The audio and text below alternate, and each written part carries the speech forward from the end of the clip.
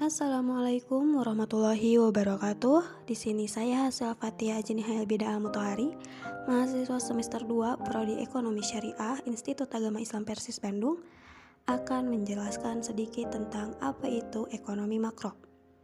Namun sebelum itu, di sini saya akan terlebih dahulu membahas tentang apa itu ilmu ekonomi.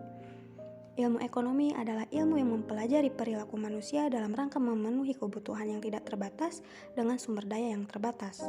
Lalu, apa yang dimaksud dengan ekonomi makro? Ekonomi makro adalah cabang ilmu ekonomi seputar ekonomi secara keseluruhan, termasuk kinerja, perilaku, hingga proses pengambilan keputusan.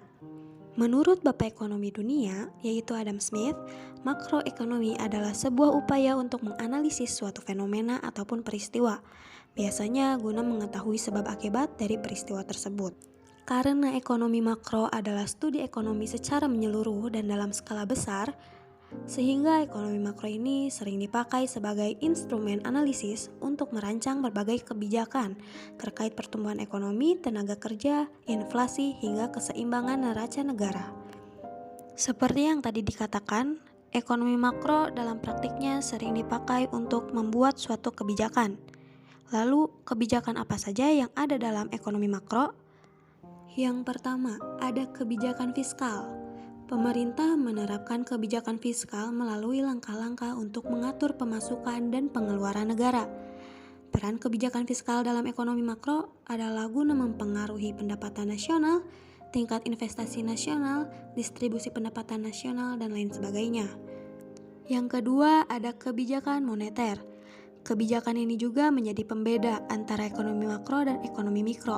Dalam pelaksanaannya, dilakukan oleh Bank Indonesia sebagai bank sentral negara.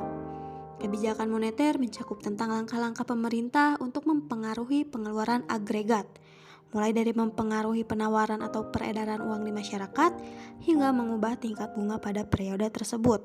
Singkatnya, kebijakan moneter ditujukan untuk mengukur banyaknya dana yang dikeluarkan bank sentral di suatu negara. Sebab, perputaran uang dalam bank sentral berpengaruh pada tinggi rendahnya tingkat inflasi. Oleh sebab itu, peran kebijakan moneter dalam ekonomi makro adalah untuk menjaga laju pertumbuhan ekonomi negara. Lalu, untuk kebijakan yang terakhir, ada kebijakan segi penawaran. Kebijakan ini lebih menekankan pada keseimbangan neraca keuangan negara atau perusahaan. Kebijakan segi penawaran ini juga digunakan dalam peningkatan efisiensi kegiatan produksi suatu usaha dan gairah untuk bekerja dengan cara mengurangi pajak pendapatan rumah tangga.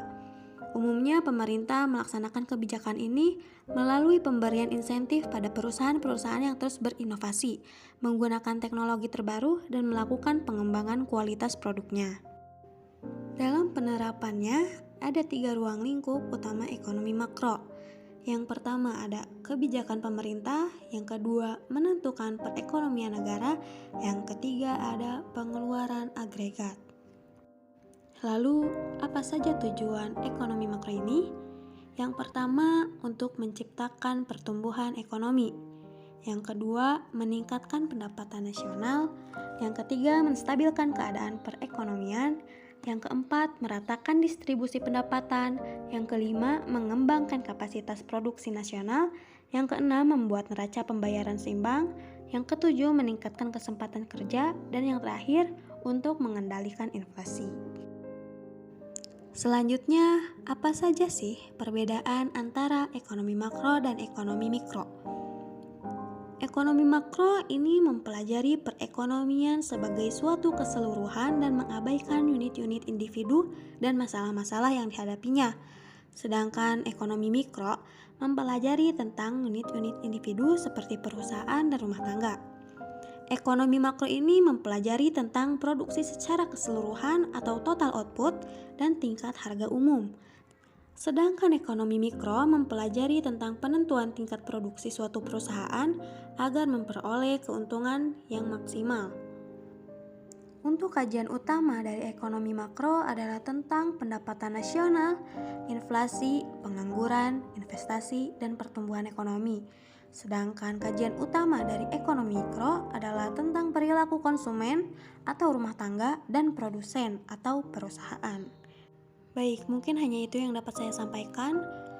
Terima kasih kepada rekan-rekan yang telah mendengarkan, semoga bermanfaat. Assalamualaikum warahmatullahi wabarakatuh.